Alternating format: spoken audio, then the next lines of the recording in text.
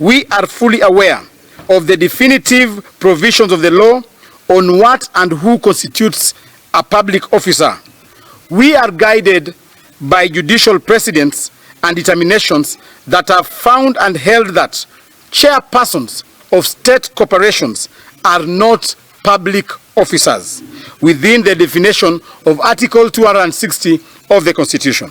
The requirements and qualifications to be a chairperson under the law is that one must not be a public officer. Board chairpersons appointed by the President discretionally and are remunerated as employees of the institutions that they chair. The accusation of ODM are therefore unfounded and benighted.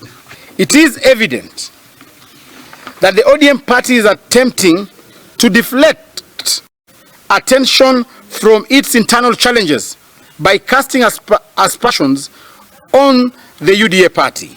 The nomination of their party leader, Raila Odinga, to the position of African Union Commission Chair has undoubtedly sparked internal wrangles and power struggles within the ODM party.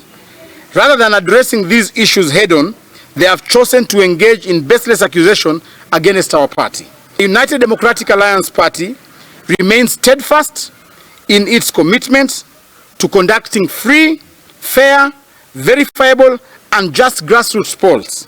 We believe in the fundamental principle of democracy and are dedicated to ensuring that every Kenyan has a voice in the decision-making process.